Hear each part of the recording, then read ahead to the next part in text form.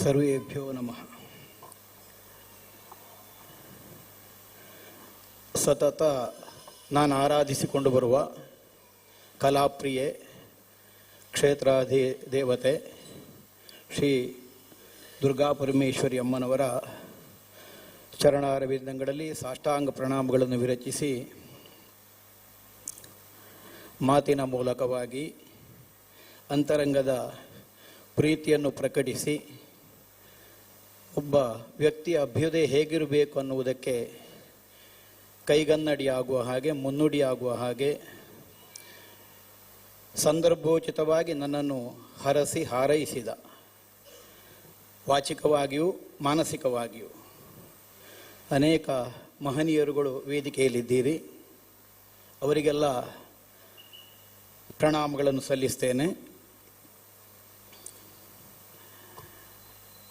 ಕ್ಷೇತ್ರದ ಭಕ್ತರು, ಕಲಾಪ್ರಿಯರು, ಕಲಾಭಿಮಾನಿಗಳು, ವೈಯಕ್ತಿಕವಾಗಿ ಸುಣ್ಣಂಬಳ ಅನ್ನುವಂತಹ ಒಂದು ಹೆಸರಿನ ಮೇಲಿನ ಅಭಿಮಾನಿಗಳು ಎಲ್ಲ ಇಲ್ಲಿ ಬಂದು ಸೇರಿದ್ದೀರಿ. ಔಪಚಾರಿಕವಾಗಿ ನಮಸ್ಕಾರ ಅಂತ ಕೈ ಜೋಡಿಸಿ ಹೇಳಬೇಕಾದದ್ದು ಒಂದು ಸಂಪ್ರದಾಯವಾದ್ದರಿಂದ ಮಾಡ್ತೇನೆ. ಬಹುಶಃ ನಿಮಗೆಲ್ಲ ನನ್ನ ಅಂತರಂಗ ಗೊತ್ತಿದ್ದರಿಂದಲೇ ನೀವೆಲ್ಲ ಬಂದಿದ್ದೀರಿ ಅಂತ ಭಾವಿಸ್ತೇನೆ.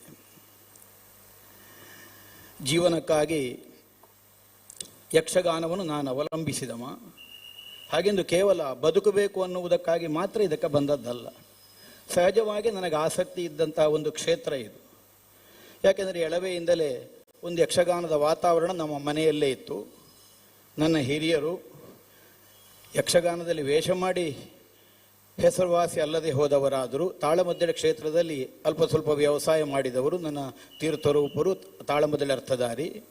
ನನ್ನ ಚಿಕ್ಕಪ್ಪ ಅಂಬೆಮೂಲೆ ಗೋವಿಂದ ಭಟ್ರು ಆ ಪರಿಸರದಲ್ಲೆಲ್ಲ ಗೊತ್ತಿದೆ, ಅವರು ಒಂದು ತಕ್ಕ ಮಟ್ಟಿಗೆ ಅರ್ಥಧಾರಿ.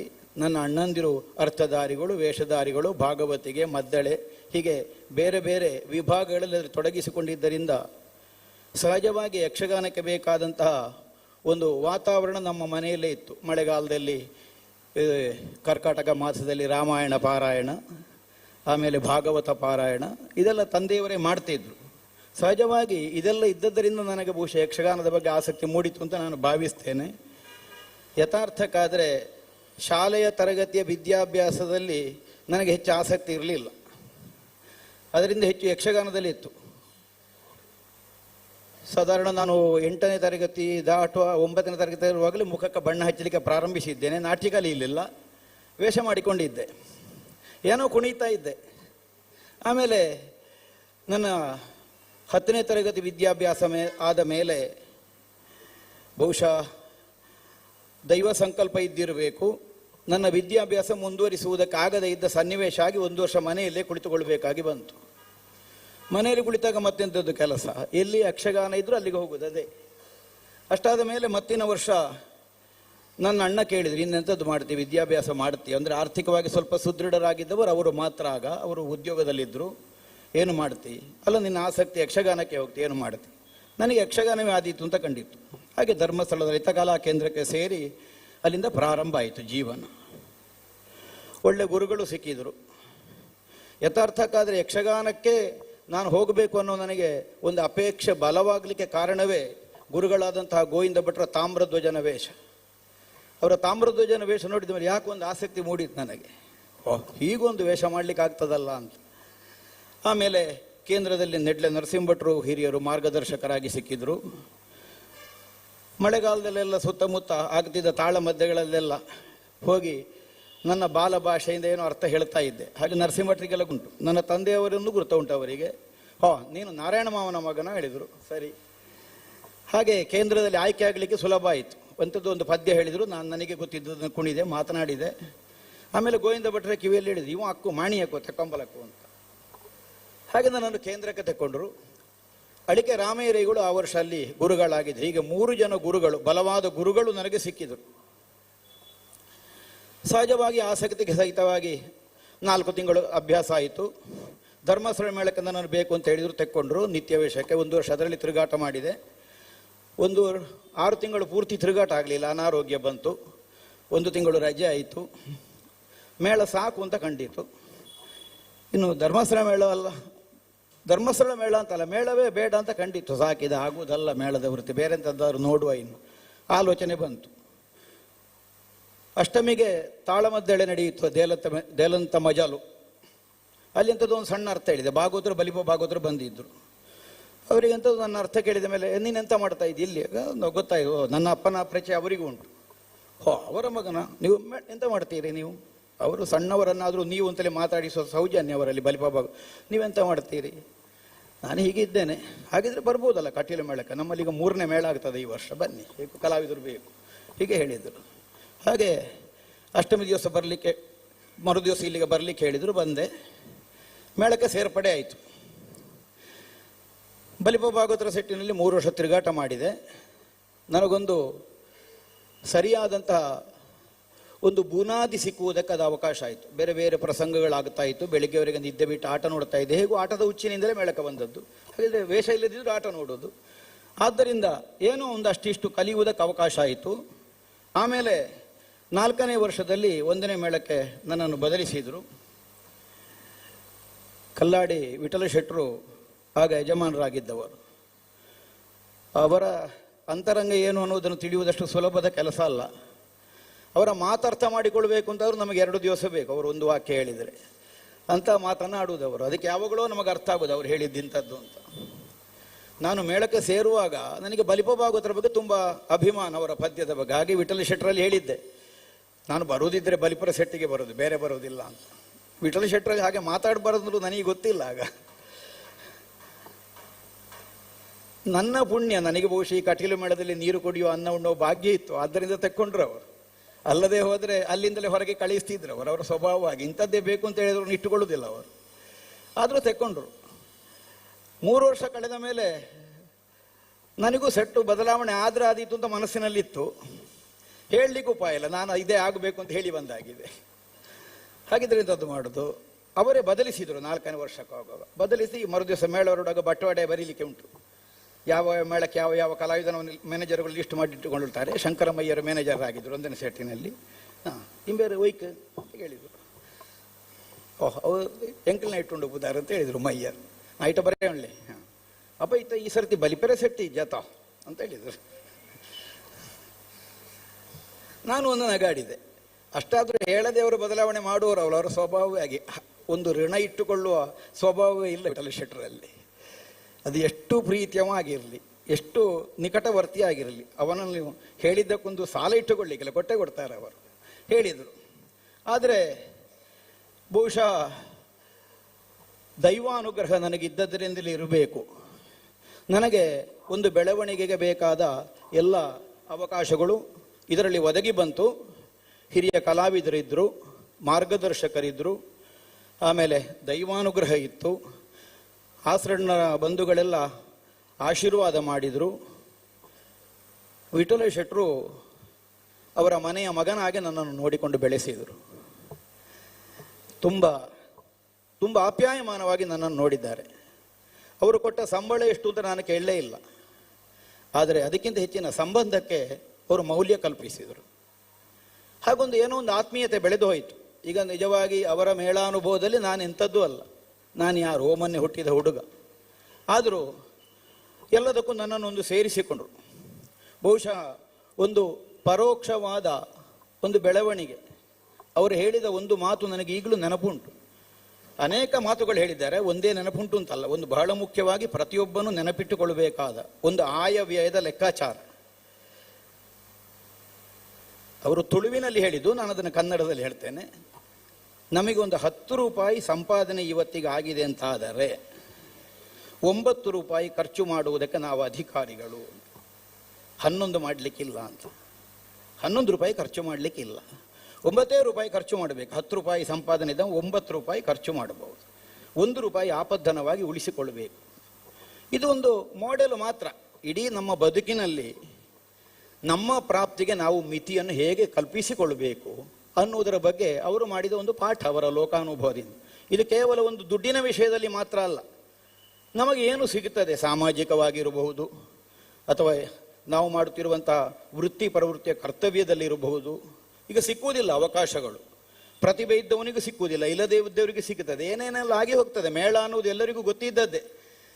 ಹೊರಗಿನಿಂದ ನೋಡಲಿಕ್ಕೆ ಚಂದ ಕಾಣ್ತದೆ, ಒಳಗೆ ಎಷ್ಟುಂಟು ಅನ್ನುವುದು ಒಳಗಿದ್ದವರಿಗೆ ಮಾತ್ರ ಗೊತ್ತಾಗುವುದು. ಅಂತಹ ವ್ಯವಸ್ಥೆಗಳಲ್ಲಿ ಇರ್ತದೆ.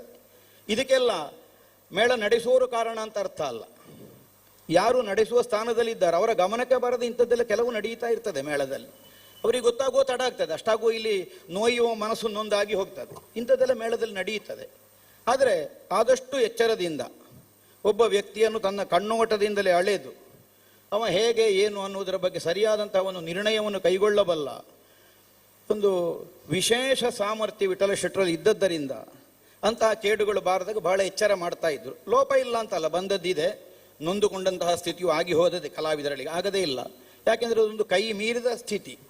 ಯಾಕೆಂದರೆ ಪಕ್ಕನೇ ಆಗಿ ಹೋಗುವುದಿಲ್ಲ, ಮತ್ತೆರಡು ದಿವಸ ಕಳೆದ ಮೇಲೆ ಅದಕ್ಕೊಂದು ಪರಿಹಾರ ಸಿಗಬಹುದು. ಆದರೂ ಬಹಳ ಕಡಿಮೆ ಇದ್ದ ಒಂದು ಮೇಳದ ಯಜಮಾನಿಕೆ ವಿಠಲ ಶೆಟ್ಟರದ್ದು. ಅಂಥವರ ಕೈಗಳಿಗೆ ಇದ್ದದ್ದರಿಂದ ಒಬ್ಬ ಅರ್ಹತೆ ಇದ್ದವನಿಗೆ ಅವಕಾಶ ಇಲ್ಲ ಅಂತ ಆದದ್ದು ಬಹಳ ಕಡಿಮೆ. ಸಹಜವಾಗಿ ಅವನಿಗೆ ಅವಕಾಶ ಕೊಡ್ತಿತ್ತು. ಯಾಕಂದರೆ ಅವರು ಸಾರ್ವಜನಿಕರಿಂದ ಮಾಹಿತಿ ಸಂಗ್ರಹ ಮಾಡ್ತಾ ಇದ್ರು, ಅವರೇ ಬಂದು ಆಟ ನೋಡ್ತಾ ಇದ್ರು. ಅವರು ಎಲ್ಲಿ ಬಂದು ಆಟ ನೋಡ್ತಾರೆ ಅಂದರೆ ನಮಗೆ ಗೊತ್ತಿರುವುದಿಲ್ಲ. ಆದರೆ ಮರುದಿವಸ ವಿಮರ್ಶೆ ಆಗ್ತಾ ಇತ್ತು. ಭಾಗವತರಲ್ಲಿ ಬಂದು ಕೇಳ್ತಾ ಇದ್ರು, ಅವ ವೇಷಧಾರಿ ಹಾಗೆ ಮಾಡಿದ್ದೇನೆ, ಹೀಗೆ ಮಾಡಿದ್ದೇನು, ಅದರ ಬಗ್ಗೆ ಸರಿಯಾದಂಥ ಒಂದು ಅಧ್ಯಯನ ಇದ್ದವರು. ಹೀಗೆಲ್ಲ ಒಂದು ಕಣ್ಣೋಟದ ಅಡಿಯಲ್ಲೇ ಮೇಳ ಇದ್ದದ್ದರಿಂದ ಬೆಳೆದು ಬರುವವರಿಗೆ ಒಂದು ಅವಕಾಶವಾಗಿ ಅದರಲ್ಲಿ ಒದಗಿ ಬಂತು. ಆದರೆ ಎಷ್ಟೇ ಅವಕಾಶವನ್ನು ಒಬ್ಬ ಕೊಡಬಹುದು, ಒಬ್ಬನಿಗೆ ಬೆಳೆಯುವಲ್ಲಿ ಅವನದ್ದಾದ ಸಾಧನೆಯೂ ಬೇಕಾಗುತ್ತದೆ, ಅದಲ್ಲದಿದ್ದರೆ ಆಗುವುದಿಲ್ಲ. ಆದ್ದರಿಂದಲೇ ಒಬ್ಬನಂತೆ ಒಬ್ಬ ಅಲ್ಲ ಈ ಪ್ರಪಂಚದಲ್ಲಿ, ಅವನವನ ಸಾಧನೆಗೆ ಅನುಗುಣವಾಗಿ ಅದು ಮುಂದಕ್ಕೆ ಸಾಗುತ್ತಾ ಇರ್ತದೆ. ನಾನು ಎಷ್ಟು ಏನು, ನನ್ನನ್ನು ನಾನು ವಿಮರ್ಶಿಸಿಕೊಳ್ಳುವ ಸಾಮರ್ಥ್ಯಕ್ಕಿಂತ ಹೊರಗಲ್ಲ, ನನಗದು ಗೊತ್ತಿದೆ. ಈಗ ಯಾರೆಷ್ಟು ಹೊಗಳಿದ್ರು ನನಗೆ ಗೊತ್ತುಂಟು ನಾನೇನು ಅಂತ, ಈಗ ಯಾರೆಷ್ಟು ಬೈದರೂ ನನಗೆ ಗೊತ್ತುಂಟು ನಾನೆಷ್ಟು ಅಂತ. ಈ ಒಂದು ಮಿತಿಯನ್ನು ನನ್ನ ಕುರಿತಾಗಿ ನಾನು ಹೊಂದಿದ್ದರಿಂದಲೇ ನಾನು ಹೊಗಳಿಕೆಗೂ ಏನು ದೊಡ್ಡ ಕಿವಿ ಕೊಡಲಿಲ್ಲ, ತೆಗಳಿಕೆಯಿಂದಲೂ ಬಹಳ ಕುಗ್ಗಲಿಲ್ಲ. ಹೀಗೆ ಅದನ್ನೊಂದು ಸಮಾನವಾದಂತಹ ಭಾವದಿಂದ, ಈಗ ನನ್ನ ವೇಷ ಒಳ್ಳೆಯದಿಲ್ಲ ಅಂತ ಹೇಳಿದವರದ್ದು ನನಗೆ ಕೋಪ ಇಲ್ಲ, ವೇಷ ಒಳ್ಳೆಯದಾಗಿದೆ ಅಂತ ಹೇಳಿದವರಿಗೂ ನಾನೇನಾದರೂ ವಿಶೇಷ ಸೌಲಭ್ಯ ಕೊಡಲಿಲ್ಲ. ಒಂದು ನಗುವಿನಲ್ಲೇ ನಾನು ಸುಧಾರಿಸಿ ಮುಂದೆ ಹೋಗುವಂತಹ ಪ್ರವೃತ್ತಿಯನ್ನು ಬೆಳೆಸಿಕೊಂಡವ. ಇಷ್ಟಾಗುವುದಕ್ಕೆ ಕಾರಣ ಏನು ಕೇಳಿದರೆ, ಒಬ್ಬ ಕಲಾವಿದನೊಳಗೆ ಒಬ್ಬ ವಿಮರ್ಶಕ ಇರಬೇಕು.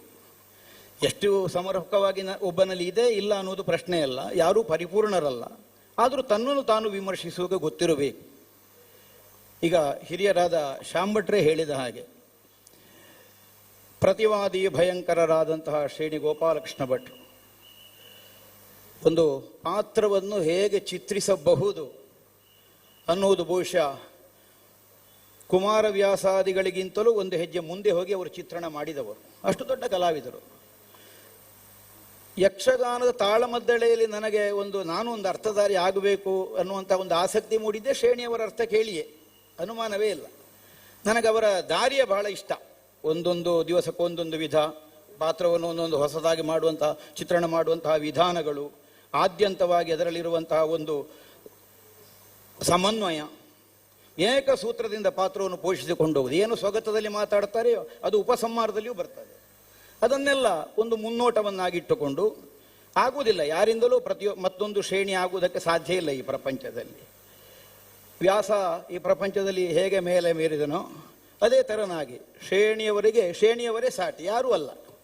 ಆ ದಾರಿಯಲ್ಲಿ ಅನುಸರಿಸಿ ಅಷ್ಟೋ ಇಷ್ಟೋ ಪ್ರಯತ್ನ ಮಾಡಿ ಏನೋ ನನ್ನ ಬಾಯಿಗೆ ಬಂದದ್ದನ್ನು 4 ಮಾತು ಹೇಳಿದರೆ ನನ್ನನ್ನು ಪ್ರೀತಿಯಿಂದ ನೀವೆಲ್ಲ ಒಪ್ಪಿದ್ದೀರಿ, ಸ್ವೀಕರಿಸಿದ್ದೀರಿ. ಮತ್ತೊಂದು ಸಹ ಕಲಾವಿದರಲ್ಲಿ ಒಂದು ಸೌಹಾರ್ದ ಭಾವ ಇದು ಇರಬೇಕಾದದ್ದು ಒಬ್ಬ ಕಲಾವಿದನಿಗೆ ಅಂತ ನನ್ನ ಭಾವ. ಯಾಕಂದರೆ ಎಷ್ಟು ಸಿರಿವಂತಿಗೆ ಬಂದರೂ ಬಂದ ಸಿರಿವಂತಿಗೆಯಲ್ಲಿ ಅವ ಭಾವಿಸಬೇಕಂತೆ ತನ್ನ ಬಡತನದ ದಿನಗಳು ಯಾವುದು ಅಂತ. ಆಗ ಸಿರಿವಂತಿಗೆ ಅಹಂಕಾರ ಒಬ್ಬನ ತಲೆಗೆ ಇರುವುದಕ್ಕಿಲ್ಲ. ಹುಟ್ಟಿದ ಶಿಶು ತೊದಲಿಯೇ ಮಾತನ್ನು ಕಲಿಯುತ್ತದೆ, ಎಡವಿ ನಡೆಯನ್ನು ಕಲಿಯುತ್ತದೆ. ಈ ಭಾವ ನಮ್ಮಲ್ಲಿದ್ದರೆ ನಮ್ಮಿಂದ ಇತರರಿಗೆ ಆಗುವ ಅನುಕೂಲ ಮಾಡಬೇಕೇ ಹೊರತು ಅನನುಕೂಲ ಮಾಡಬೇಕಾದದ್ದಲ್ಲ. ಒಂದು ಮೇಳ ಅಂದ ಮೇಲೆ ಅಂತಹದೆಲ್ಲ ಅನೇಕ ಇರ್ತದೆ. ಎಷ್ಟು ನನ್ನನ್ನು ಮೇಳದಲ್ಲಿದ್ದಂತಹ ಕಲಾವಿದರು ಸಹಿಸಿಕೊಂಡ್ರು, ಒಪ್ಪಿಕೊಂಡ್ರು. ಏನೋ ಒಂದು ಗುರುಭಾವದಿಂದ ನೋಡಿದಂತಹ ಸಣ್ಣ ಕಲಾವಿದರಿದ್ದಾರೆ, ನನಗೆ ಗೊತ್ತಿದ್ದನ್ನು ಅವರಿಗೆ ಹೇಳಿಕೊಟ್ಟಿದ್ದೇನೆ. ಈ ಭಾವದಿಂದ ಒಂದು ಸೌಹಾರ್ದದಿಂದ ಒಂದು ಕುಟುಂಬದ ಹಾಗೆ ಒಂದು ಮೇಳದಲ್ಲಿ ಆಗಲಿ ಅಥವಾ ಒಂದು ದಿವಸದ ಕಾರ್ಯಕ್ರಮಕ್ಕೆ ಹೋದಲ್ಲಿ ಆದರೂ ಒಬ್ಬ ಸಹ ಕಲಾವಿದನಿಗೆ ಮತ್ತೊಬ್ಬ ಸಂಘಟಕನಿಗೆ ಮತ್ತು ಆಸಕ್ತಿಯಿಂದ ಕಲೆಯನ್ನು ಕಾಣುವುದಕ್ಕಾಗಿ ಬಂದಂತಹ ಒಬ್ಬ ಪ್ರೇಕ್ಷಕನಿಗೆ ನೋವಾಗದ ಹಾಗೆ ಸಾಧ್ಯ ಇದ್ದಷ್ಟು ಪ್ರಯತ್ನ ಪಡಬೇಕು ಅನ್ನುವಂತಹ ಉದ್ದೇಶದಿಂದ ನಾನು ಇಷ್ಟರ ತನಕ ನಿರ್ವಹಣೆಯಲ್ಲಿ ಪ್ರಯತ್ನಿಸಿದ್ದೇನೆ, ಪೂರ್ಣ ಸಫಲನಾಗಿದ್ದೇನೆ ಅಂತ ಅದರ ಅರ್ಥ ಅಲ್ಲ. 59 ದಾಟಿತು, 60 ಬಂತು. ನಾವು ವಿಷಯಕ್ಕೆ ಬರೋಣ. ಯಾಕೆಂದರೆ ವಾಸ್ತವ ರಂಗಭಟ್ರು ಆಗಲೇ ಸೂಚ್ಯವಾಗಿ ಹೇಳಿದ್ದಾರೆ, ವಿಶ್ವೇಶ್ವರ ಭಟ್ರು ಎಷ್ಟು ಮಾತಾಡ್ತಾರೆ, ಆದರೆ ಎಲ್ಲಿಗೆ ಎಷ್ಟು ಅಂತ ತಿಳಿಯದೇ ಮಾತಾಡೋದಿಲ್ಲ ಅಂತ. ಅಷ್ಟೇ ಹೇಳಿದ ಮೇಲೆ ಅವರ ಮಾತಿಗಾದರೂ ನಾನೊಂದು ಬೆಲೆ ಉಳಿಸಲೇಬೇಕಲ್ಲ. ಹಾಗಾಗಿ ವಾಸ್ತವ ರಂಗಭಟ್ರು ಹಾಗೆ ಬಹಳ ಸೂಕ್ಷ್ಮದಿಂದ ಚುರುಕು ಮುಟ್ಟಿಸುವ ಸಾಮರ್ಥ್ಯ ಇದ್ದ ಕಲಾವಿದ. ಅವರು ಇದಕ್ಕೆ ಪ್ರವೇಶ ಮಾಡಿದ ಕಾಲದಿಂದಲೇ ನೋಡ್ತಾ ಇದ್ದೇನೆ ನಾನು, ಅದ್ಭುತವಾಗಿ ಬೆಳೆದು ಬಂದಿದ್ದಾರೆ. ಇನ್ನೊಬ್ಬನನ್ನು ಅರ್ಥ ಮಾಡಿಕೊಂಡು ವ್ಯವಹರಿಸುವಂತಹ ಸಾಮರ್ಥ್ಯ ಇದ್ದವರು. ಆದ್ದರಿಂದಲೇ ನನಗೆ ನೋವಾಗದ ಹಾಗೆಂದು ಕಾರ್ಯಕ್ರಮ ಮುಂದುವರಿಯಲಿಕ್ಕೆ ಅನುಕೂಲ ಆಗುವಾಗ ಒಂದು ಸೂಚನೆಯನ್ನು ಇಟ್ಟೇ ಹೇಳಿದ್ದಾರೆ. ಅದಕ್ಕನುಗುಣವಾಗಿ ನಾನು ಮುಂದುವರಿಸಬೇಕಾಗ್ತದೆ. 59 ದಾಟಿದ ಮೇಲೆ 60 ಬರ್ತದೆ, 60 ಕಳೆದರೆ 61 ಹೋಗುತ್ತದೆ. ಒಂದು ಸಂವತ್ಸರ ದಾಟಿದಾಗ 1 ವರ್ಷದ ಆಯುಷ್ಯವನ್ನೇ ನಾವು ಕಳೆಯುತ್ತೇವೆ. ಆದರೆ ಒಂದೊಂದು ಹಂತವು ಒಂದು ಮಹತ್ವದ್ದಾಗಿ ಕಾಣಬೇಕು ಅಂತ ಆದರೆ ಕೇವಲ ಅವನೊಬ್ಬನಿಗೆ ಮಾತ್ರ ಅದು ಕಂಡ್ರೆ ಸಾಲದು. ನಮ್ಮನ್ನು ಯಾರು ನೋಡುತ್ತಾರೆ ಅವರಿಗೆ ಅದರಲ್ಲಿ ಒಂದು ಮಹತ್ವ ಕಾಣುವ ಹಾಗಿದ್ದ ಒಂದು ವ್ಯಕ್ತಿತ್ವ ಒಬ್ಬ ವ್ಯಕ್ತಿಯಲ್ಲಿ ಬೇಕು ಅನ್ನೋದು ನನ್ನ ನಿರೀಕ್ಷೆ. ಪ್ರೀತಿ ಒಂದನ್ನು ಹೊರತುಪಡಿಸಿದರೆ ಈಗ ಇಷ್ಟೆಲ್ಲ ಸಂಭ್ರಮದ ಒಂದು ಆಶೀರ್ವಾದ ರೂಪವಾದಂತಹ ಸಮ್ಮಾನಕ್ಕೆ ಬೇರೆ ಏನು ಅರ್ಥವನ್ನು ನಾನು ಕಲ್ಪಿಸುವುದಕ್ಕೆ ಬಂದೀತು? ಇಷ್ಟೊಂದು ವ್ಯವಸ್ಥಿತವಾಗಿ ಇದರಲ್ಲಿ ಹಿನ್ನೆಲೆಯಲ್ಲಿರುವುದು ಯಾವ ಉದ್ದೇಶ? ಈಗ ನನಗೆ ಇವತ್ತು ಸನ್ಮಾನ ಕರೆದು ಮಾಡಿದ್ದಾರೆ ಅನ್ನುವ ಕಾರಣಕ್ಕಾಗಿ ನನಗೆ ನಾಳೆಯನ್ನು ಹೆಚ್ಚು ಗೌರವ ಬರಲಿಕ್ಕಿಲ್ಲ ಆಸರಣ್ಣ ಬಂಧುಗಳಲ್ಲಿ. ಅಲ್ಲಿ ಮೊದಲಿದ್ದಷ್ಟೇ ಇರುವುದದು. ಅಥವಾ ಸನ್ಮಾನ ಮಾಡದೇ ಇದ್ರೆ ಸುಣ್ಣಂಬಳ ನಾಳೆ ನಮ್ಮನ್ನು ಗೌರವದಿಂದ ಕಾಣುವುದಿಲ್ಲ ಅನ್ನುವ ಭಯ ಅವರಿಗೂ ಇಲ್ಲ. ಆದರೂ ಕರೆದು ಮಾಡಬೇಕು ಅನ್ನುವ ಹಾಗೆ ಒಂದು ಉದ್ದೇಶಿಸಿ ತಾಳಮದ್ದಲೆ ಸಪ್ತಾಹ ಪ್ರಾರಂಭ ಆಗಿ 10 ವರ್ಷ ದಾಟುವಾಗ ಪ್ರಸಾದಣ್ಣ ಪ್ರಾರಂಭ ಮಾಡಿದ್ದಾರೆ. 15ನೇ ವರ್ಷಕ್ಕೆ ಮಾಡುವ, 10ನೇ ವರ್ಷಕ್ಕೆ ಮಾಡುವ. ಸುಣ್ಣಂಬಳ ನಾನೇ ಹೇಳುವುದು ಬೇಡ ಬೇಡ ಬೇಡ, ನನಗೆ ಬೇಡ. ಅದಕ್ಕೆ ಅವರು ಈ ಸಲ ನನ್ನ ಹತ್ರ ಕೇಳಲೇ ಇಲ್ಲ, ಅವರೇ ನಿರ್ಣಯ ಮಾಡಿದ್ರು. ಮಾನ ಸಮ್ಮಾನಗಳು ಬೇಡ ಅಂತದರ ಅರ್ಥ ಅಲ್ಲ, ಅದನ್ನು ನಿರೀಕ್ಷಿಸೇ ಇದ್ದವ ಮನುಷ್ಯ ಅಲ್ಲ. ಈ ಪ್ರಪಂಚದಲ್ಲಿ ಇನ್ನೊಬ್ಬರಿಂದ ಆದರ ಸಿಗಬೇಕು ಅನ್ನುವಂತಹ ಭಾವ ಒಬ್ಬ ವ್ಯಕ್ತಿಗೆ ಇರಬೇಕು, ಇರುವುದು ಸಹಜವೇ. ನಾನು ಅದಕ್ಕೆ ಹೊರತಲ್ಲ, ನಾನು ಕಲ್ಲು ಮರ ಅಲ್ಲ, ಮನುಷ್ಯನೇ. ಆದರೆ ಬೇಡ ಅನ್ನುವಲ್ಲಿ ಇರುವುದೇನು? ಹಾಗೊಂದು ಸಾರ್ವಜನಿಕರಿಂದ ಒಂದು ಸಮ್ಮಾನವನ್ನು ಕೈಗೊಳ್ಳಬೇಕು ಅಂತಾದರೆ ಅಷ್ಟು ಮೌಲ್ಯವನ್ನು ನಾವು ಹೊಂದಿದ್ದೇವೆ ಅನ್ನೋ ಪ್ರಶ್ನೆ ಬಂದು ಹೋಗುವುದು. ಎಂತೆಂಥವರೆಲ್ಲ ಆಗಿ ಹೋದ ಕ್ಷೇತ್ರ ಇದು. ಒಂದು ದೃಷ್ಟಿಯಿಂದ ಹೌದು, ನಾನು 42 ವರ್ಷ ಕಟೀಲು ಮೇಳದಲ್ಲಿ ಇದ್ದೇನೆ. ಒಂದು ತರುಣ ಪ್ರಾಯಕ್ಕೆ ಕಾಲಿಟ್ಟ ಕಾಲದಲ್ಲಿ ಸಾಧಾರಣ ಒಂದು 18ನೇ ವರ್ಷ ಆಗುವಾಗ ನಾನು ಕಟೀಲಿಗೆ ಪರಿಚಯ ಆಗಿದೆ. ನಾನು ಮೇಳಕ್ಕೆ ಬಂದು ಸೇರಿದ್ದೇನೆ.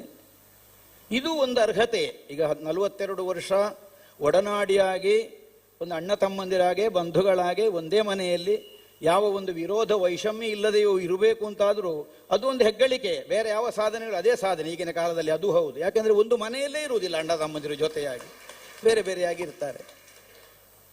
ಬಿಟ್ಟು ಹೋಗಲಿಲ್ಲ. ಯಾಕೆ? ಅದು ಪರಸ್ಪರ. ಈ ಭಾವನೆಗಳು ಅನ್ನೋದು ಯಾವತ್ತೂ ಪರಸ್ಪರ. ಬಿಟ್ಟು ಹೋಗಲಿಲ್ಲ ಯಾಕೆ? ನನಗಿಲ್ಲಿ ಇದನ್ನು ಹೊರತುಪಡಿಸಿದರೆ ಮತ್ತೊಂದು ಇಲ್ಲ ಅನ್ನುವಂತಹ ಒಂದು ಉಪೇಕ್ಷಾ ಭಾವವೂ ಅಲ್ಲ ಯಾವುದರ ಕುರಿತಾಗಿಯೂ. ಇದನ್ನು ಬಿಟ್ಟರೆ ನನಗೆ ಬೇರೆ ಗತಿ ಇಲ್ಲ ಅನ್ನುವಂತಹ ಒಂದು ದಯನೀಯ ಸ್ಥಿತಿಯೂ ಅಲ್ಲ. ಆದರೆ ಇದನ್ನು ಬಿಡಬೇಕಾದದಕ್ಕೆ ನನಗೆ ಕಾರಣ ಸಿಗಲಿಲ್ಲ, ಅಷ್ಟೇ ಇರೋದು. ಒಂದು 4 ವರ್ಷಗಳ ತಿರುಗಾಟ ಇದರಲ್ಲಿ ಆದ ಮೇಲೆ ಒಮ್ಮೆ ಮೇಳ ಬಿಡುವುದು ಅಂತ ನಾನು ನಿರ್ಣಯ ಆಗಿತ್ತು. ಆಗ ಕರ್ನಾಟಕ ಮೇಳ ಇತ್ತು. ಕರ್ನಾಟಕ ಮೇಳ ತಕ್ಕೊಂಡು ವಿಠಲ ಶೆಟ್ಟರು ಬೊಂಬಾಯಿಯಲ್ಲಿದ್ದರು. ಹೊಸತಾಗಿ ಒಂದು ಮೇಳ ಪ್ರಾರಂಭ ಆಯಿತು. ನಾನು 82ರಲ್ಲಿ ಕಟೀಲು ಮೇಳಕ್ಕೆ ಬಂದದ್ದು. 86ನೇ ಇಸವಿಯಲ್ಲಿ ಬೇರೆ ಮೇಳಕ್ಕೆ ಹೋಗುವುದು ಅಂತಾಯಿತು. ಸಂಬಳ ನಿರ್ಣಯ ಆಯಿತು. ಇದರಲ್ಲಿ ನನಗೆ ಕೊಡ್ತಿದ್ದದಕ್ಕಿಂತ ಒಂದು 8 ಪಾಲು ಹೆಚ್ಚು ಸಂಬಳ ಎಲ್ಲ ಕೊಡ್ತಾರೆ ಅವರು. ಅಡ್ವಾನ್ಸ್ ತೆಗೊಳ್ಳಿಕ್ಕೆ ಅಂತ ನಾನು ಹೋದೆ ಅವರು ಹೇಳಿದ ಜಾಗಕ್ಕೆ. ಇನ್ನೇನು ಮೇಳ ಬಿಡುದು ಅಂತಲೇ ಆಗಿತ್ತು. ನನ್ನ ಗುರುಗಳಾದ ಗೋವಿಂದ ಭಟ್ರು ಸಿಕ್ಕಿದ್ರು. ನೀನೇನು ಇಲ್ಲಿ ಕೇಳಿದರು. ಇಲ್ಲ, ಬರಲಿಕ್ಕೆ ಹೇಳಿದ್ದಾರೆ, ಹಾಗೆ ಬಂದದ್ದು. ಎಂಥದಕ್ಕೆ? ಅದು ಅಡ್ವಾನ್ಸು. ಎಂಥದ್ದು ಅಡ್ವಾನ್ಸು? ನಾನೀಗ ಮೇಳಕ್ಕೆ. ನಿನಗೆಂತ ಹುಚ್ಚ?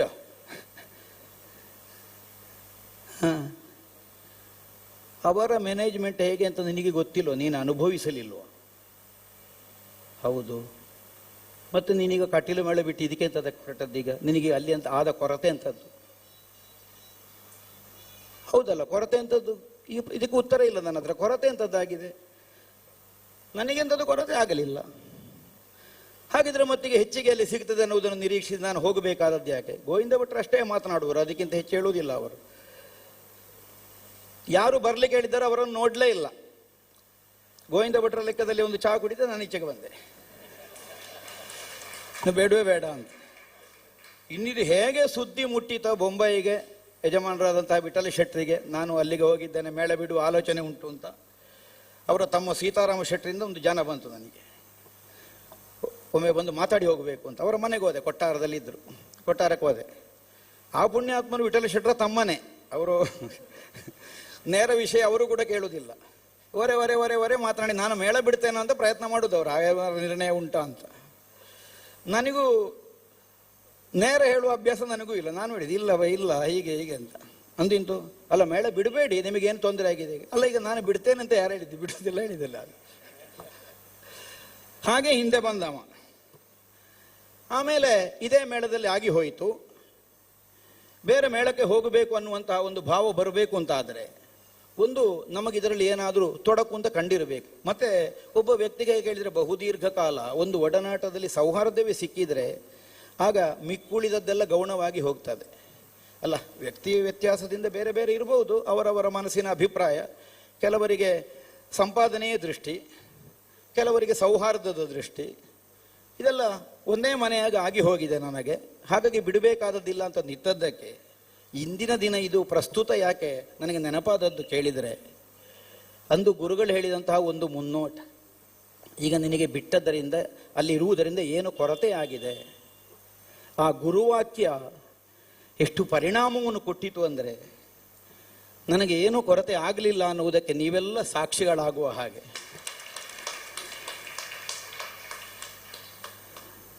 ನನ್ನ ಮನೆಯಲ್ಲೇ ಮಾಡಲಿಲ್ಲ ಷಷ್ಠಿ ಪೂರ್ತಿ ಸಂಭ್ರಮ ಅಂತ ನನಗೆ ಮಾಡುವ ಯೋಚನೆಯೂ ಇಲ್ಲ. ನಾನು ನಿರ್ಣಯ ಹೇಳ್ತೇನೆ, ನಾನು ಮನೆಯಲ್ಲೂ ಷಷ್ಠಿ ಪೂರ್ತಿ ಯೋಚನೆ ಮತ್ತೊಂದು ಷಷ್ಠಿ ಅಬ್ದಿ ಅಂಥದ್ದು ಮಾಡಲಿಕ್ಕಿಲ್ಲ. ಇಲ್ಲಿಯೇ ಹೇಳುವುದು ನಿರ್ಣಯ. ಯಾಕಂದರೆ ನನಗಿದೇ ಮನೆ ಆಗಿದೆ. ಆದ್ದರಿಂದ ಇನ್ನೊಂದು ಷಷ್ಠಿ ಅಬ್ದಿ ಅಂತ ಮಾಡುವಂತಹ ಉದ್ದೇಶ ಏನು ಹೊಂದಲಿಲ್ಲ. ಹಾಗಾಗಿ ತಲೆಬಾಗಿ ಪ್ರೀತಿಯಿಂದ ನೀವು ಕೊಟ್ಟಿದ್ದೀರಿ ಅನ್ನುವಂತಹ ಕಾರಣಕ್ಕಾಗಿ ಅದನ್ನು ಸ್ವೀಕರಿಸಿದ್ದೇನೆ. ಅನೇಕ ಸಹ ಕಲಾವಿದರು ಬಂದಿದ್ದಾರೆ, ಸ್ವಾರ್ಥಧಾರಿಗಳಿದ್ದಾರೆ. ಏನು ಸೌಭಾಗ್ಯ ಇದು!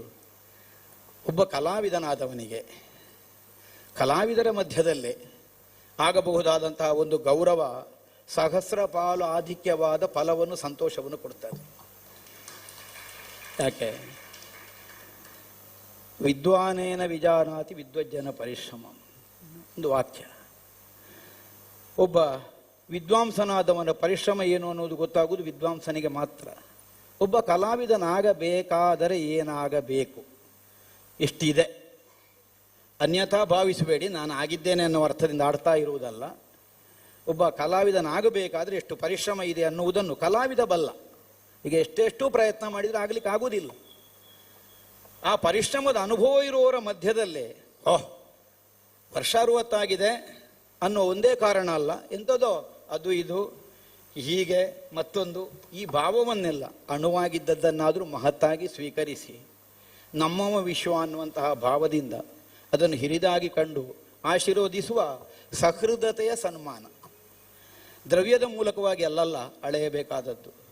ಕೊಡುವ ಗೌರವ ಅಂತಃಕರಣಪೂರ್ವಕವಾಗಿ ಬಂದಿದೋ ಮನಪೂರ್ವಕವಾಗಿ ಬಂದಿದೋ ಅನ್ನುವುದೇ ಪ್ರಧಾನವಾಗುವುದು. ಅದರ ಮೂಲಕವಾಗಿ ಅದು ಒದಗಿ ಬಂದಿದೆ. ಆದ್ದರಿಂದ ತಲೆಬಾಗಿ ಅದನ್ನು ಸ್ವೀಕರಿಸಿದ್ದೇನೆ. ಮೊತ್ತ ಮೊದಲಿಗೆ ಕಲಾಮಾತೆಯಾದಂತಹ ಶ್ರೀ ದುರ್ಗಾ ಪರಮೇಶ್ವರಿ ಅಮ್ಮನವರ ಸಮ್ಮುಖದಲ್ಲಿ ಪ್ರಾರ್ಥನೆಯಾಗಿ ಅಲ್ಲಿಂದ ಪ್ರಾರಂಭ ಆಯಿತು ಕಾರ್ಯಕ್ರಮ. ಮಂತ್ರಪೂರ್ವಕವಾದ ಆಶೀರ್ವಾದವಾಯಿತು. ಅಂತರಂಗ ಶುದ್ಧದಿಂದ ಮನನಶೀಲವಾಗಿ ಬಂದಂತಹ ಮಾತುಗಳೇ ಮಂತ್ರ ಅಂತ ನನ್ನ ಭಾವ. ಆ ದೃಷ್ಟಿಯಿಂದ ಏನು ಕಲ್ಮಶ ಇಟ್ಟುಕೊಳ್ಳದೆ ಹಿರಿಯವರಾದ ಉಮಾಕಾಂತ ಭಟ್ರು ನನ್ನನ್ನು ಬಾಯಿ ತುಂಬ ಹೊಗಳಿದ್ರು. ಹೊಗಳಬೇಕಾದ ಸಂದರ್ಭ. ಇವತ್ತು ಯಾಕೆ ಹೊಗಳಿದ್ದೀರಿ ಕೇಳಲಿಕ್ಕೆ, ಇದು ಹೊಗಳಲಿಕ್ಕೆ ಇರುವುದು, ಆದ್ದರಿಂದ ಹೊಗಳಿದ್ದಾರೆ. ಇವತ್ತು ದೂರ್ಲಿಕ್ಕಿಲ್ಲ. ಆದರೆ ಹೊಗಳಿಕೆ ನಿರರ್ಥಕ ಅಲ್ಲ. ಪರೋಕ್ಷವಾದಂತಹ ಒಂದು ಪಾಠ ಇದೆ ಅದರಲ್ಲಿ. ಈಗ ಅವರು ಹೇಳಿದಷ್ಟು ನಾನು ಆಗಲಿಲ್ಲ, ನನಗದು ಗೊತ್ತಿದೆ, ಆದರೆ ಆಗಬೇಕಾದ ಬದ್ಧತೆ ನನಗಿದೆ ಅಂತ ಅವರು ಎಚ್ಚರಿಸಿದ್ದಾರೆ ಅಂತ ತಿಳಿಯುತ್ತೇನೆ. ಆ ದಾರಿಯಲ್ಲಿ ಮುಂದುವರಿ, ನೀನು ಬೆಳೆಯುವುದಕ್ಕೆ ಇಷ್ಟ ಆಗಬೇಕು. ಒಂದು ವೇಷಧಾರಿಯಾಗಿ ಆಗಲಿ, ಒಬ್ಬ ಅರ್ಥಧಾರಿಯಾಗಿ ಆಗಲಿ ಕಾಣಿಸಿಕೊಳ್ಳಬೇಕು ಅಂತಾದರೆ ಅವನಿಗಿರಬಹುದಾದಂಥ ಬೆಳವಣಿಗೆ ಎಷ್ಟು ವ್ಯಾಪ್ತಿಯನ್ನು ಹೊಂದಿರಬೇಕು ಅನ್ನುವುದಕ್ಕೂ ಒಂದು ಮುನ್ನೋಟವಾಗಿ ಅವರು ಆಡಿದ್ದಾರೆ ಆಶೀರ್ವಾದ ರೂಪವಾಗಿ ಅಂತ ಭಾವಿಸ್ತೇನೆ. ಶಾಂಭಟರಿರಬಹುದು, ಪೂಜ್ಯರಾದ ಆಸರಣ್ಣುಗಳಿರಬಹುದು, ಎಲ್ಲರೂ ಹೃತ್ಪೂರ್ವಕವಾದಂಥ ಆಶೀರ್ವಾದವನ್ನು. ನಿನ್ನೆ ದಿನ ವಾಸುದೇವ ರಂಗಭಟ್ರು ನಾವು ಮಾತಾಡಿಕೊಂಡದ್ದಷ್ಟೇ, ಶಾಂಭಟ್ರನ್ನು ಕರೆಯುವ ಅಂತ. ಅವರ ಕಾರ್ಯಾವಸರದ ಮಧ್ಯದಲ್ಲಿ ಕರೆಯುವಲ್ಲಿ ವಿಶ್ವಾಸ ಇತ್ತು, ಸಮಯ ಇದ್ದರೆ ಬಂದೇ ಬರ್ತಾರೆ ಅಂತ. ಆದರೂ ಇವತ್ತು ಹೇಳಿದರೆ ಈಗ ರಂಗಣ್ಣಗೆ ಹೇಳಿದೆ, ನೋಡು ನಿಮ್ಮ ಮೇಲೆ ಪ್ರೀತಿ ಉಂಟು ಅವರಿಗೆ ಹೇಳಿದರು, ಸಮಯ ಇದ್ದರೆ ಬಂದೇ ಬರ್ತಾರೆ ಅಂತ. ಆದರೂ ಕಾರ್ಯಾವಸರದಿಂದ ಕಷ್ಟ ಅಂತ ಗೊತ್ತಿದ್ದು, ಆದರೆ ಇವತ್ತು ಸುದ್ದಿ ಗೊತ್ತಾಯಿತು ಬರ್ತಾ ಇದ್ದಾರೆ ಅಂತ. ಆಯ್ತಲ್ಲ ದೊಡ್ಡ ಸನ್ಮಾನ. ಈಗ ನೀನು ಅಷ್ಟು ಕಾರ್ಯಬಾಹುಳ್ಯ ಇರುವವರಾದರೂ ಯಾಕೆ ಇಲ್ಲಿಗೆ ಬರಬೇಕಾಗಿ ಬಂತು? ಒಂದು ಕ್ಷೇತ್ರದ ಅಭಿಮಾನ, ಕರೆದವರ ಮೇಲಿನ ಅಭಿಮಾನ, ಅದು ಹೌದು. ಆದರೆ ಒಂದು 100ರಲ್ಲಿ 50 ಅಂಶ ಆದರೂ ಸುಣ್ಣಂಬಳ ಅನ್ನೋ ಪ್ರೀತಿ ಉಂಟಲ್ಲ ಅದರಲ್ಲಿ. ಅದಕ್ಕಾಗಿ ಬಂದು ಹಲವು ಅವಕಾಶಗಳನ್ನು ನನಗೆ ಕೊಟ್ಟವರು. ಬೇರೆ ಬೇರೆ ವಿಭಾಗದಲ್ಲಿ ನಾನು ಪ್ರಕಟನ ಆಗುವುದಕ್ಕೆ ಅವಕಾಶಗಳನ್ನು ಒದಗಿಸಿಕೊಟ್ಟವರು ಶಾಂಭಟ್ರು. ಬಹುಶಃ ಒಂದು ಕಲಾವಿದನಾಗಿ ನನ್ನನ್ನು ಅವರು ಹೃತ್ಪೂರ್ವಕವಾಗಿ ಸ್ವೀಕರಿಸಿದವರು ಅನ್ನುವಂತಹ ವಿಶ್ವಾಸವೂ ನನಗುಂಟು. ಈಗ ನಾನು ಬರ್ತೇನೆ ಅಂದರೆ ಬೇಡ ಅಂತ ಅವರ ಮೇಲಕ್ಕೂ ಅವರು ಹೇಳುವುದಿಲ್ಲ. ಅವರಿಗೆ ಅಷ್ಟು ವಿಶ್ವಾಸ ಉಂಟು ನನ್ನಲ್ಲಿ. ಇರಲಿ, ಅದು ವ್ಯಾವಹಾರಿಕವಾದದ್ದು. ಇಷ್ಟು ವರ್ಷ ನಿಮ್ಮೆಲ್ಲರ ಆಶೀರ್ವಾದದಿಂದ, ಆ ತಾಯಿಯ ಅನುಗ್ರಹದಿಂದ ಮೇಳದಲ್ಲಿ ತಿರುಗಾಟ ಮಾಡಿದ್ದೇನೆ. ನನ್ನ ಸರಿ ತಪ್ಪುಗಳು ಏನಿದ್ರು ಅದಕ್ಕೆ ಬೇಕಾದಂತಹ ಬೆಳವಣಿಗೆಯನ್ನು ಕೊಡುವ ಹಾಗೆ ಒದಗಿ ಬಂದಂತಹ ಅನೇಕ ಹಿರಿಯರುಗಳಿದ್ದೀರಿ. ಒಬ್ಬೊಬ್ಬರನ್ನು ಹೆಸರಿಸಲಿಕ್ಕಿಲ್ಲ. ಕಟೀಲು ಮೇಳದ ಆಟ ಅನ್ನೋದು ಒಂದೇ ವರ್ಷಕ್ಕೆ ಮಾಡಿ ಮುಗಿಸುವ ಪರಿಪಾಠ ಅಲ್ಲ. 3 ಮೇಳಗಳು ಆಡಿ ಮುಗಿದು ಹೋಗದೇ ಇದ್ದಷ್ಟು ವರ್ಷಂಪ್ರತಿ ಆಟ ಆಡಿಸುವ ಮಂದಿಗಳೇ ಇದ್ದಾರೆ. 50-60 ವರ್ಷಗಳಿಂದ 75 ವರ್ಷಗಳಿಂದ ಆಟ ಆಡಿಸುವಂತಹ ಮಂದಿಗಳಿದ್ದಾರೆ. ಅದರ ಪ್ರತಿನಿಧಿಗಳಲ್ಲಿ ಇಲ್ಲಿ ಕಾಣಿಸ್ತಾ ಇದ್ದಾರೆ ಮುಂಭಾಗದಲ್ಲಿ. ಅವರೆಲ್ಲ ಕಟೀಲು ಮೇಳದ ಆಟವನ್ನು ಆಡಿಸುವಲ್ಲಿ ದೇವರ ಮೇಲಿನ ಭಕ್ತಿಯಷ್ಟೇ ಪ್ರಧಾನವಾಗಿ ಕಲೆಯ ಮೇಲಿನ ಗೌರವವೂ ಇದೆ. ಆದ್ದರಿಂದಲೇ ಕಟೀಲು ಮೇಳದ ಕಲಾವಿದರು ಅಂದರೆ ಅವರ ಮನೆ ಮಂದಿ ಅನ್ನುವಂತಹ ಗೌರವದಿಂದಲೇ ಕಂಡುಕೊಂಡಿದ್ದಾರೆ. ನಮ್ಮ ಏಳು ಬೀಳುಗಳನ್ನು, ತಪ್ಪು ಒಪ್ಪುಗಳನ್ನೆಲ್ಲ ಮನ್ನಿಸಿ ಸದಾಕಾಲ ನಮಗೆ ಉಳಿತಾಗಬೇಕು ಅನ್ನುವಂತಹ ಹಾರ್ದಿಕವಾದಂತಹ ಹಾರೈಕೆಯನ್ನು ನಮಗೆ ಒದಗಿಸಿಕೊಟ್ಟದ್ದರಿಂದಲೇ ನಮಗೆ ಏನೋ ಅಷ್ಟಿಷ್ಟು ಇಷ್ಟರ ತನಕ ಇದರಲ್ಲಿ ವೃತ್ತಿ ಮಾಡುವುದಕ್ಕೆ ಸಾಧ್ಯ ಆಯಿತು ಅನ್ನುವ ವಿಶ್ವಾಸ. ಇನ್ನೊಂದು ಕಲ್ಲಾಡಿ ಮನೆತನ. ಕೊರಗು ಶೆಟ್ಟರನ್ನು ನಾನು ನೋಡಲಿಲ್ಲ. ವಿಠಲ ಶೆಟ್ಟರನ್ನು ಸ್ವಲ್ಪ ಒಂದು ಅರ್ಧ ಯೌವನ ಕಳೆದ ಮೇಲೆ ನನಗೆ ಅವರನ್ನು ಸಿಕ್ಕಿದ್ದು. ಆಮೇಲೆ ಅವರ ವೃದ್ಧಾಪ್ಯ ಕೊನೆ ತನಕವೂ ನಾನು ಒಂದಿಗಿರುವಂತಹ ಯೋಗ ಬಂತು. ಆಮೇಲೆ ಅದರ ಮುಂದುವರಿದ ಕೊಂಡಿಯಾಗಿ ದೇವಪ್ರಸಾದ್ ಶೆಟ್ಟರು, ನಾವು ಕೊರಗಣ್ಣ ಅಂತಲೇ ಕರೆಯೋದು, ಅವರು ನಮಗೆ ಯಜಮಾನರಾಗಿ ಸಿಕ್ಕಿದ್ರು. ಇದು ನನ್ನ ಬೆಳವಣಿಗೆಗೆ ಯಜಮಾನ ವರ್ಗದಿಂದ ಬಹಳ ಕೊಡುಗೆ ಬಂದಿದೆ ವಿಠಲ ಶೆಟ್ಟರ ಕಾಲದಿಂದ. ನಿಜವಾಗಿ ಆದರೆ ನಾನು ತಾಳಮದ್ದಳೆಯಲ್ಲಿ ಸ್ವಲ್ಪ ಮುಂದೆ ಹೋಗಲಿಕ್ಕೆ ಅವರ ಪ್ರೇರಣೆ ತುಂಬ ಉಂಟು.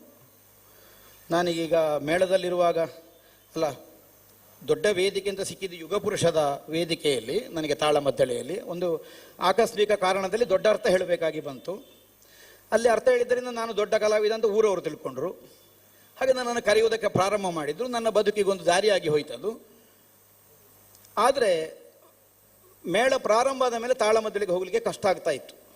ಆಗ ಕೆಲವೆಲ್ಲ ಕಾರ್ಯಕ್ರಮಗಳನ್ನು ಬಿಡಬೇಕಾಗಿ ಬರ್ತಿತ್ತು. ಎಲ್ಲದಕ್ಕೂ ಹೋಗ್ಲಿಕ್ಕೆ ಆಗೋದಿಲ್ಲ, ಯಾಕಂದರೆ ಟೈಮಿಗೆ ಇಲ್ಲಿಗೆ ಮುಟ್ಲಿಕ್ಕೆ ಕೊಡೋದಿಲ್ಲ. ಹಾಗೆ ವಿಠಲ ಶೆಟ್ಟರೆ ಒಂದು ಕಿವಿ ಮಾತು ಹೇಳಿದರು ನನಗೆ, ಇರಗೆ ಬಂಗಾವೋ ಅಂಡ ಇರು ಬತ್ತನ ಹೇಳಿಕೆಯನ್ನು ಬುಡದಕ್ಕೂ ಇಲ್ಲಡಗುಳ್ಳಿಯರವಲ್ಲಿ ಕಷ್ಟಾಂಡ್ಲ ಇರು ಪೋಡೆ ಬೋಡಾಂಡ ಕಾರು ಮಳತೊಂದು ಅಲ್ಲೇ ಮೇಳದಾಡೆಗೆ ಬುಂಡ್ರಂದಾಂಡ ಇರು 4 ಕಾರ್ಯಕ್ರಮ ಬುಂಡ ಬುಕ್ಕ ಇರೇನು ಲೆಪ್ಪುಜೇರು ಅಂತ. 4 ಕಾರ್ಯಕ್ರಮಗಳಿಗೆ ನಾನು ಬರುವುದಿಲ್ಲ ಹೇಳಿದರೆ ಅವರು ಸಿಕ್ಕುವುದಿಲ್ಲ ಅನ್ನೋ ಹಾಗೆ ನಿನ್ನನ್ನು ಬಿಟ್ಟೇ ಬಿಡ್ತಾರೆ. ನೀನು ಮೂಲೆ ಗುಂಪಾಗಿ ಹೋಗ್ತೇವೆ, ಮತ್ತೆ ನಿನಗೆ ಕರೆಯೋರಿರುವುದಿಲ್ಲ. ಆದ್ದರಿಂದ ಪರಿಶ್ರಮ ಪಟ್ಟಾದರೂ ಹೋಗಬೇಕು. ಮೇಳಕ್ಕೆ ಬರಲಿಕ್ಕೆ ತೊಡಗಾಗೋದಾದರೆ ಕಾರು ಮಾಡಿಕೊಂಡು ಬನ್ನಿ. ಮ್ಯಾನೇಜ್ಮೆಂಟ್ ಹೇಗೂ ನನ್ನದ್ದೇ. ಆ ಕಾರದ ಏನು ಲೆಕ್ಕಡು ಬಾಡ್ಲೆ ಅಂತೇಳಿ ಅವು ಆನಿಕಾನಿಗೆ ಮುಗಿದು ಬಾಡಂಚಿ ಅಂತ ಹೀಗೆ ನನ್ನನ್ನು ಕಾರು ಮಾಡಿ ಮೇಳಕ್ಕೆ ಬರಲಿಕ್ಕೆ ಅವಕಾಶ ಮಾಡಿಕೊಟ್ಟು ನನ್ನನ್ನು ತಾಳಮದ್ರೆಗೆ ಕಳಿಸಿ, ತಾಳಮದ್ರೆಯಲ್ಲಿ ಸಿಕ್ಕಿದ ಕವರು ನನ್ನ ಕಿಸೆಗೆ, ಅವರಿಗಲ್ಲ. ಹೀಗೆ ನನ್ನನ್ನು ಪ್ರೋತ್ಸಾಹ ಕೊಟ್ಟವರು ಬೆಳೆಸಿದ್ದಾರೆ. ಅವರನ್ನು ಯಾವ ಕಾಲಕ್ಕೂ ನಾನು ಮರೆಯುವುದಕ್ಕಿಲ್ಲ. ಬಹುಶಃ ಸತ್ತವರಾದರೂ ಕೀರ್ತಿ ಶರೀರಗಳಾಗಿ ಎಲ್ಲವನ್ನು ಕಾಣುತ್ತಾರೆ ಅಂತ ನಾವು ಭಾವಿಸ್ತೇವೆ. ನನಗನ್ನಿಸ್ತದೆ ಅವರೇ ಬೆಳೆಸಿದ ಒಬ್ಬ ಹುಡುಗನಿಗೆ 42 ವರ್ಷಗಳು ಕಟೀಲು ಮೇಳದಲ್ಲಿ ನಡೆಸಿದ ಒಂದು ತಿರುಗಾಟದ ಕಾರಣದಿಂದಲೂ ಸಹಜವಾಗಿ ನನ್ನ ಮೇಲಿರುವ ಪ್ರೀತಿಯ ಕಾರಣದಿಂದಲೂ ಈ ಕಟೀಲಿನ ಕ್ಷೇತ್ರದಲ್ಲಿ ನನಗಾದಂತಹ ಒಂದು ಸನ್ಮಾನ ಅವರ ಮನಸ್ಸಿಗೂ ತೃಪ್ತಿ ಕೊಟ್ಟಿರಬಹುದು ಅಂತ ನಾನು ಭಾವಿಸ್ತೇನೆ. ಯಾಕಂದರೆ ಅವರ ಉತ್ತರಾಧಿಕಾರಿಗಳಾಗಿರೋ ನಗುನಗುತ್ತಾ ಈಗ ಸ್ವೀಕರಿಸ್ತಾ ಇದ್ದಾರೆ ಇದೆಲ್ಲವನ್ನು. ಮುಕ್ತೇಶ್ವರರು ಸನತ್ ಕುಮಾರ್ ಶೆಟ್ಟರು ಬೆಳಿಗ್ಗೆ ಫೋನ್ ಮಾಡಿ ಅವರಿಗೆ ಬರಲಿಕ್ಕಾಗೋದಿಲ್ಲ ಅಂತ ಹೇಳಿಕೊಂಡ್ರು. ನಾನು ಹೇಳಿದ್ದು, ನೀವು ಹಾಗೆಲ್ಲ ಕ್ಷಮೆ ಕೇಳಲಿಕ್ಕಿಲ್ಲ ನನ್ನ ಹತ್ರ, ನಾನು ತುಂಬ ಸಣ್ಣವ, ನನ್ನನ್ನು ಕ್ಷಮಿಸಿ ಬಿಡಿ, ಬರಲಿಕ್ಕಾಗೋದಿಲ್ಲ ಅಂತ ಹೇಳಿದರು ಅವರು. ವೇದಿಕೆಯಲ್ಲಿ ಕೂತವರೆಲ್ಲ ಹಿರಿಯರು, ಶಾಂತಿ ಆಚಾರ್ಯರಿಂದ ತೊಡಗಿ ಹರಿಕೃಷ್ಣ ಬಂದವರು, ಮುಕ್ತೇಶ್ವರ ಬನಿತನರು, ಯಜಮಾನರು ಎಲ್ಲ, ಯಾರನ್ನು ನಾನು ಹೆಸರಿಸಬೇಕು, ಯಾರನ್ನು ಬಿಡಬೇಕು ಸಹ ಕಲಾವಿದರು. ಬಹುಶಃ ಕಲಾವಿದರ ಒಳಗೆ ಒಂದು ವರ್ಗ ಮಾಡಿದರೆ ಅವ ಬೇಡ ಇವ ಬೇಡ ಹೇಳುವುದುಂಟು ತುಂಬ. ಅವನೊಟ್ಟಿಗೆ ನಾನಿಲ್ಲ, ನಾನು ಇವನೊಟ್ಟಿಗೆ ಹೇಳೋದಿಲ್ಲ. ಬಹುಶಃ ನನಗೆ ಯಾವ ಕಲಾವಿದರು ನನ್ನ ಬೇಡ ಅಂತ ಹೇಳಿಲ್ಲ, ಸಹಿಸಿಕೊಂಡಿದ್ದಾರೆ. ಎಷ್ಟು ನಾನು ರಗಳೆ ಕೊಟ್ಟರು.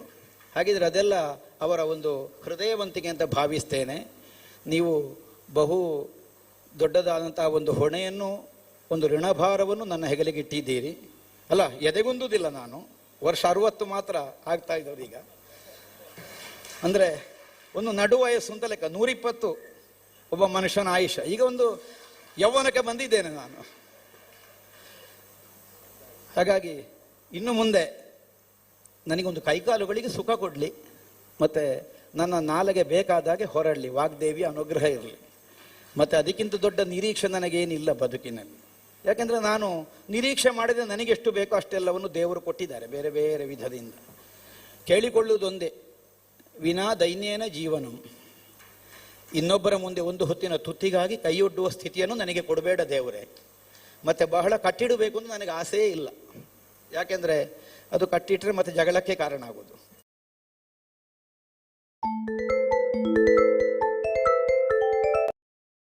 ನಾವು ಹೋಗುವಾಗಲೂ ಜಗಳಕ್ಕೆ ಕಾರಣ ಮಾಡೋದು ಯಾಕೆ? ನಮ್ಮ ಬದುಕಿಗಾಗಿ ಒದ್ದಾಡದ ಹಾಗೆ ಬದುಕುವಷ್ಟು ದೇವರು ಎಲ್ಲಿಂದಾದರೂ ಕೊಟ್ಟಿದ್ದಾರೆ. ನನ್ನ ಭಾವವೇ ಹಾಗೆ. ಆದ್ದರಿಂದ ಅನೇಕರು ಆಕ್ಷೇಪ ಮಾಡಿಕೊಂಡು ಈಗ ಮಾಡ್ತಾ ಇದ್ದಾರೆ, ಯಕ್ಷಗಾನದಲ್ಲಿ ಹೊಟ್ಟೆ ತುಂಬಿಸಿಕೊಳ್ಳಿಕ್ಕೆ ಆಗುವುದಿಲ್ಲ ಅಂತ. ಆರೋಗ್ಯಪೂರ್ಣವಾದದ್ದೇನೆ ತಿಂತೀರಿ ಅಂತಾದರೆ ಯಕ್ಷಗಾನದಲ್ಲಿ ಹೊಟ್ಟೆ ತುಂಬಿಸಿಕೊಳ್ಳಲು ಅರ್ಥ. ಇಷ್ಟನ್ನು ನಾನು ಹೇಳ್ತೇನೆ. ಏನೇನು ಸಂಪಾದಿಸಿದವನಿಗೂ ನೆಮ್ಮದಿ ಇರುವುದಿಲ್ಲ ಈ ಪ್ರಪಂಚದಲ್ಲಿ. ತೃಪ್ತಿಯನ್ನು ಸಂಪಾದಿಸಿದವನಿಗೆ ಎಷ್ಟು ಸಿಕ್ಕಿದ್ರೂ ತೃಪ್ತಿ ಇರ್ತದೆ. ಇದು ನಾವೆಲ್ಲ ತಿಳಿದುಕೊಳ್ಬೇಕಾದಂತಹ ಪ್ರಧಾನವಾದ ವಿಷಯ. ಹುಟ್ಟಿಸಿದ ದೇವರು ನಮ್ಮನ್ನು ಹುಲ್ಲು ಮೇಯಿಸುವುದಿಲ್ಲ. ಏನಾದರೂ ನಮಗೆ ಕೊಟ್ಟೆ ಕೊಡ್ತಾನೆ, ಬರುವಾಗಲೇ ಹಣೆಯಲ್ಲಿ ಬರೆದಿಟ್ಟಿರ್ತಾನೆ ಇಷ್ಟು ಅಂತ. ಮತ್ತು ಸುಮ್ಮನೆ ನಾವು ಇಲ್ಲದೇ ಇದ್ದದಕ್ಕೆ ಒದ್ದಾಡೋದು ಯಾಕನ್ನೋ ಭಾವ ತಳೆದರೆ ಸಿಕ್ಕಿದ್ದರಲ್ಲಿ ತೃಪ್ತಿಯನ್ನು ಕಂಡುಕೊಳ್ಳುವುದಕ್ಕಾಗುತ್ತದೆ.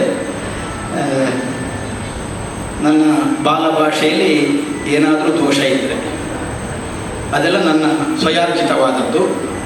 ನಾನು ಹೇಳಿದ್ದೇನಾದರೂ ನಿಮಗೆ ಹಿತವಾದದ್ದು ಕಂಡಿದೆ ಅಂತಾದರೆ ಅದು ನನ್ನ ಪೂರ್ವ ಸೂರಿಗಳ ಆಶೀರ್ವಾದ ವಿಶೇಷ. ಜನ್ಮ ಕೊಟ್ಟ ತಂದೆ ತಾಯಿಗಳಿಂದ ಪ್ರಾರಂಭ ಮಾಡಿ ವಿದ್ಯೆ ಹೇಳಿದ ಗುರು, ಒಡನಾಡಿಗಳಾದ ಮಾರ್ಗದರ್ಶಕರು, ಆಮೇಲೆ ಸಹ ಕಲಾವಿದರು. ಒಬ್ಬ ನಿತ್ಯವೇಷದವನಿಂದಲೂ ನಮಗೆ ಕಲಿಯುವುದಕ್ಕಿದೆ, ಇಲ್ಲ ಅಂತ ಇಲ್ಲ. ಹಾಗೆಲ್ಲ ಕಂಡು ನಮ್ಮ ಕಣ್ಣಳತೆಯಿಂದ ಸ್ವೀಕರಿಸಿ ಏನೋ ಒಂದಿಷ್ಟನ್ನು ಮಾಡಿದ್ದೇನೆ. ಅದರಲ್ಲಿ ನೀವು ಒಂದು ಇವ ಗುರುತಿಸಬಹುದಾದವನು ಅನ್ನುವಂತಹ ಒಂದು ನಿಲುವಿಗೆ ನೀವು ಬಂದಿದ್ದೀರಿ, ತೃಪ್ತಿಪಟ್ಟಿದ್ದೀರಿ ಅಂತ ನಾನು ಭಾವಿಸುವುದಿಲ್ಲ. ಇನ್ನೂ ಮಾಡಬೇಕಾದ ಅವಕಾಶ ನಿಮ್ಮ ಆಶೀರ್ವಾದದಿಂದ ಬರಲಿ. ನಿಮ್ಮ ಹಾರೈಕೆಯ ಶುಭರಕ್ಷೆ ನನಗಿರಲಿ. ಕಲಾಮಾತೆಯ ಅನುಗ್ರಹ ಎಂದಿನಂತೆ ಇರಲಿ. ಹಿರಿಯರ ಆಶೀರ್ವಾದ ಸುಳ್ಳಾಗದಿರಲಿ ಅಂತ ಭಾವಿಸಿ ನನ್ನ ಸನ್ಮಾನಕ್ಕೆ ಮಾತು ಅನ್ನುವಂತಹ ಒಂದು ಉಪಾಖ್ಯಾನಕ್ಕೆ ವಿರಾಮ.